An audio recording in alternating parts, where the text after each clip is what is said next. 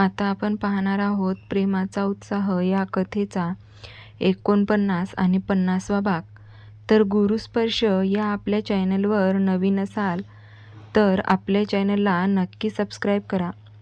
तुम्ही सबस्क्राईब केल्यामुळे मला अजून नवीन छान छान व्हिडिओ बनवण्यासाठी प्रोत्साहन मिळेल. त्यासाठी आपल्या चॅनलला नक्की सबस्क्राईब करा आणि कथा संपूर्ण पहा.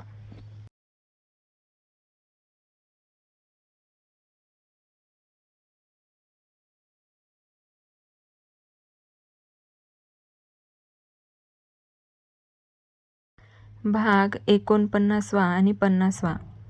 धैर्यशील त्या चौघांचेही चेहरे निरखून पाहत होता. आता जो बॉम्ब फुटणार आहे त्यानंतर निरंजनची रिॲक्शन बघायला मजा येणार आहे. मिस्टर निरंजन जाधव, खास करून तुमच्या विरोधात मला फक्त पुरावे मिळू देत. मग बघतोच मी तुमचं काय करायचं ते. मनातच विचार करत त्याने कॉल लावला. हॅलो, माझ्या बायकोला बाहेर पाठवा. तिची भेट घडून आणायची. खास पाहुणे, नातेवाईक जे काही असेल त्यांच्याशी. धैर्यशील कॉल रिसीव्ह होतच म्हणाला. समोरून उत्तर आले तसे त्याने लगेच कॉल कट केला. गौतम, कोण असेल रे? काही समजत नाही. सुभाष यांनी हळू आवाजात विचारले. No idea. मलाही माहीत नाही रे. त्याला एकच मुलगी होती, शिवांगी. ती तर त्यांच्याबरोबर त्या अपघातात गेली. मग ही आता नवीन मेंबर कोण आले काही कळेना. गौतम समोर गेटकडे पाहत म्हणाले.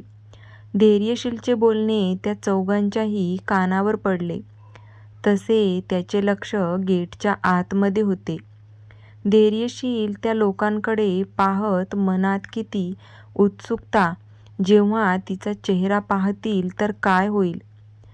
तेवढ्यातच त्याच्या कानावर लांबूनच पैंजणाचा आवाज आला. तसे त्याच्या ओठावर हसू अजून लांब झाले. त्याने मागे मान वळून पाहिलं तर ती खाली पाहत होती. धैर्यशीलने मागे वळून पाहताच बाकीच्यांनीही मागे वळून पाहिले. तर त्यांना तिचा चेहरा दिसला नाही, पण थोडी झलक दिसली. जशी शिवांगी चालत चालत पुढे येऊ लागली तसे तिचा चेहरा अधिकच स्पष्ट दिसू लागला. आणि जसा तिचा चेहरा स्पष्ट दिसला तसे इथे त्या चौघांचे चेहरे एकदम पांढरेफटक पडले होते. शिवांगी येऊन धैर्यशीलच्या बाजूला येऊन थांबली. त्याच्याकडे पाहतच म्हणाली. अहो, तुम्ही मला बोलवलं का? हो, बोलवलं. तुझी भेट घडून द्यायची होती, धैर्यशीलने शिवांगीला म्हटले. अच्छा, असे कोणते पाहुणे आले जे इथे आले आहेत? तुम्ही मला काही म्हणाला नाहीत? शिवांगी त्याच्याकडे पाहत म्हणाली. अचानक आले पाहुणे. आजचा मुहूर्त मिळाला त्यांना. जेव्हा आपण तुझ्या वाड्यात आलो तेव्हाचा. एकदा बघ तरी कोण आले आहेत ते, धैर्यशील म्हणाला. तसे त्याचे बोलणे ऐकून तिने समोर बघितलं तर बघतच राहिली. त्या लोकांना पाहून तिचे डोळे रागाने लाल झाले होते. शिवांगीला समोर पाहून निरंजन तर भूत बघितल्यासारखे पाहत होते. त्यांना विश्वासच वाटत नव्हता की शिवांगी अजून जिवंत आहे. हीच हालत त्या तिघांचीही होती. गळ्यात मंगळसूत्र, भांगेत कुंकू पाहून त्यांना आता समजलं की ही धैर्यशीलची बायको आहे. कसं शक्य आहे? कधी झाली यांची भेट? 4 वर्ष झाले तरी त्यांना शिवांगी जिवंत आहे हे कसं समजलं नाही? असे अनेक प्रश्न त्यांच्या डोक्यात फिरत होते. काका, तुम्ही इथे? असे शिवांगीने अचानक कसे काय आलात? शिवांगी निरंजनकडे पाहत रुक्षपणे म्हणाली. हो, ते मला समजलं की आपल्या वाड्यामध्ये कुणीतरी आले आहे म्हणून आलो इथे. आलो तर मलाच खूप मोठं सरप्राईज मिळालं. तू जिवंत आहे हे पाहून मला किती आनंद झाला आहे. निरंजन ओठावर इतकं गोड हसू ठेवून शिवांगीशी बोलत होता की जे नवीन लोक असतील त्यांनाच असं वाटलं असतं की किती ते प्रेम आहे पुतणीवर. मनातून मात्र राग आला होता. ती जिवंत पाहून जीव नुसता तडफडत होता तिला. असं सुरक्षित पाहून शिवांगीने एक नजर निरंजन यांच्या चेहऱ्याकडे पाहिलं आणि त्यांच्याकडे पाहत म्हणाली, तुमचा चेहरा तर काही वेगळंच सांगत आहे काका. मी जिवंत आहे हे पाहून तुम्हाला जास्त आनंद नाही झाला ना? असं काही नाही शिवांगी बाळा, मला असं का वाटेल? उलट तुला सुखरूप पाहून मला खूप जास्त आनंद झाला. शेवटी तू माझ्या भावाची निशाणी आहेस. इतके वर्ष मला शोधला का नाही काका? शिवांगीने मुद्दामून विचारलं. अगं, तुमच्या तिघांच्या तेव्हा बॉडी पाहून आम्हाला असं वाटलं की तूही त्यात गेली. जाऊ दे ना, सोड विषय. तू जिवंत आहे याचाच मला खूप आनंद झाला आहे. तू घरी चल, तुझी काकू तुला पाहून खूप खुश होईल. निरंजन म्हणाले. नाही नको, किती खुश होईल ते माहीत आहे. मी माझ्या घरी ठीक आहे. बरं काका, मी आता आत जाते. मी जरा व्यस्त आहे. अहो, तुम्हीही या लवकरात. पाहुण्यांना उगाच ताटकळत नको ठेवायला. आत बोलावलं असतं पण ते काय ना, अजून साफसफाई झाली नाहीये, शिवांगी म्हणाली आणि वळून ती सरळ आत निघून गेली. ती जशी वळली तसे तिच्या चेहऱ्यावरचे हावभाव बदलले होते. या वाड्याला तुमचा स्पर्श कधीच होऊ देणार नाही. निरंजन जाधव, तुम्ही कसे आहात हे मला चांगलंच माहिती आहे. फक्त एकदा मला समजू द्या.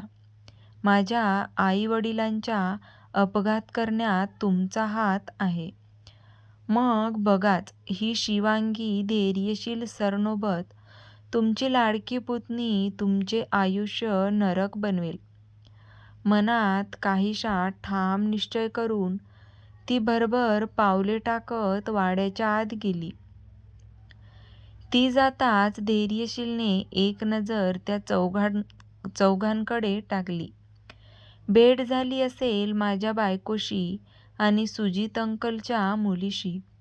मिस्टर निरंजन जाधव, मग आता वाड्याचे खरे मालक कोण आहे याचं उत्तरही मिळालं असेलच. मला लेट होतोय, आता तुम्ही येऊ शकता. धैर्यशील वॉचमध्ये टाईम पाहत म्हणाला. धैर्यशीलच्या बोलण्याने निरंजन भडकला होता, पण गौतमने त्याच्या खांद्यावर हात ठेवून, निघूया आता. जास्त वेळ उभे राहून स्वतःचा अपमान करू नको घेऊ. धैर्यशील त्यांच्याकडे न पाहताच सरळ गेटच्या आत निघून गेला. तो आत जाताच गार्डने गेट लावून घेतलं. इथे गेट बंद होताच त्या चौघांच्याही चेहऱ्यावरचे हावभाव बदलून गेले. गौतमचे बोलणे ऐकून निरंजन कारकडे निघून गेला.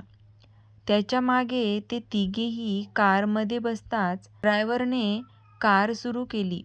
कारमध्ये सगळे शांत बसले होते. आज त्या चौघांना चांगलाच शॉक बसला होता. जिला ते मेली म्हणून समजत होते ती जिवंत होती. कार रॉय विलाच्या गेटमधून आत येऊन मेन डोअरसमोर येऊन थांबली. तसे ते तिघेही पटकन कारमधून उतरून सरळ विलाच्या आत गेले. हॉलमध्ये न थांबता ते लोक नेहमीच्या सिक्रेट रूममध्ये गेले. धैर्यशील आत आलेलं पाहून संजय म्हणाले, काय झालं, सगळं ठीक आहे ना? हो काका, सगळं ठीक आहे. मी बरोबर आलेल्या न बोलावता आलेल्या पाहुण्यांचा छान पाहुणचार केला. सो डोंट वरी, धैर्यशील म्हणाला. तू पक्का मुरलेला खेळाडू वाटत आहे. या क्षणी जो आपल्या शत्रूला खेळून मारणारा आहेस तू. संजय धैर्यशीलच्या नजरेत पाहत म्हणाले. तसा तो ओठ तिरपे करून संजय यांच्याकडे पाहून हसत म्हणाला. शेवटी पुतण्या कुणाचा आहे? काका, बाबांनी मला सगळं सांगितलं आहे. तू तुझ्या तरुणपणी काय काय केलंस. असं समज तुझी सावली आहे मी. अच्छा, तुझा बाबाही काही कमी नाहीये बरं का. आता शांत आहे, पण तोही माझ्यासारखाच होता.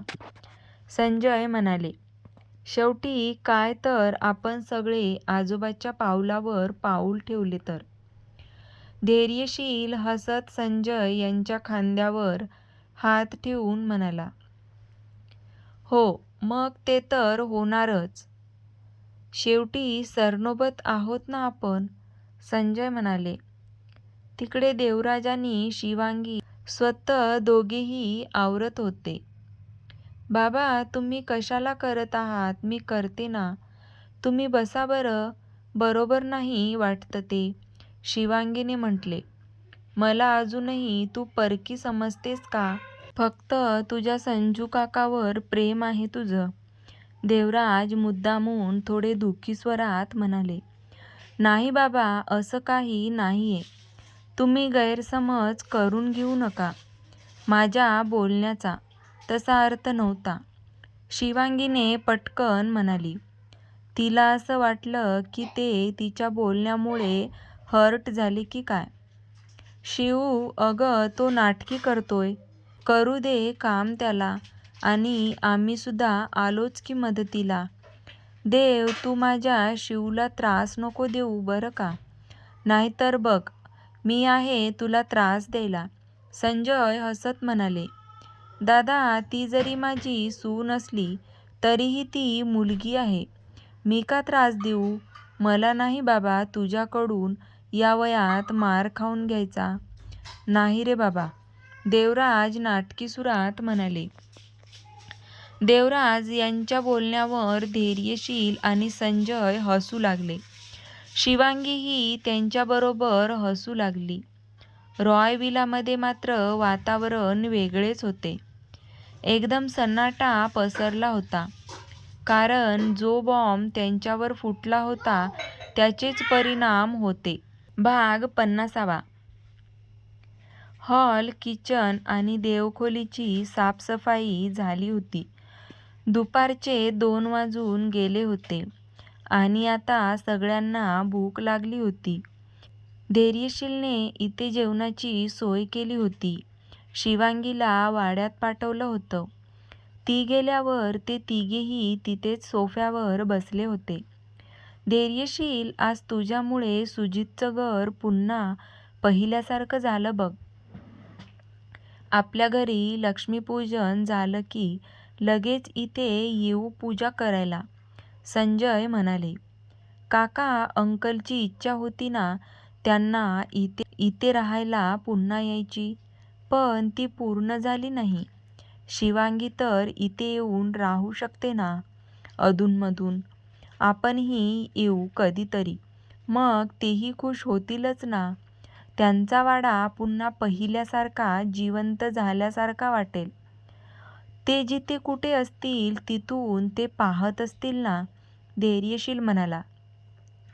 त्याचे बोलणे ऐकून संजय म्हणाले. येत जाऊ इथे. आज काय झालं बाहेर?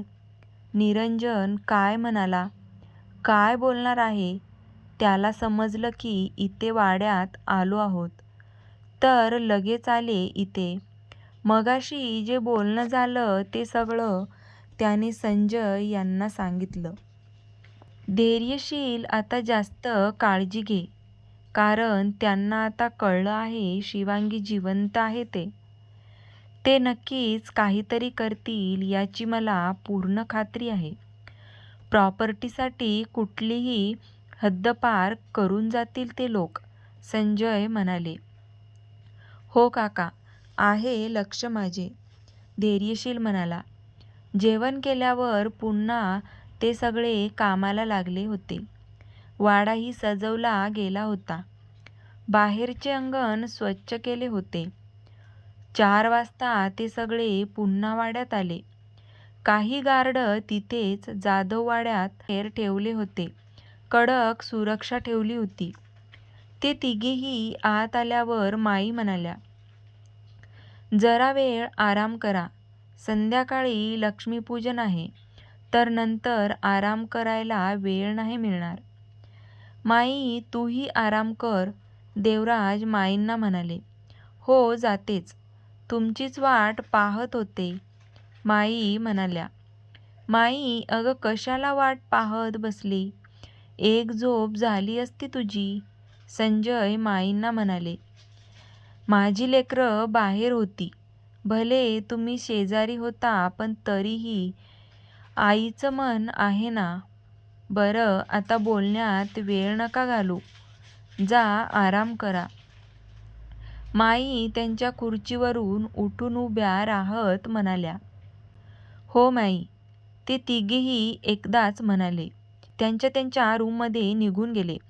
धैर्यशील रूममध्ये आल्यावर त्याची नजर पहिले बेडवर झोपलेल्या शिवांगीवर गेली, जी गाढ झोपली होती. तोही पटकन बेडवर जाऊन बसला. एका हातावर डोकं ठेवून तो तिलाच एकटक पाहत बसला होता. तिच्या चेहऱ्यावर झोपेतही हसू दिसत होते. आज चेहरा आनंदाने खुलून दिसत होता.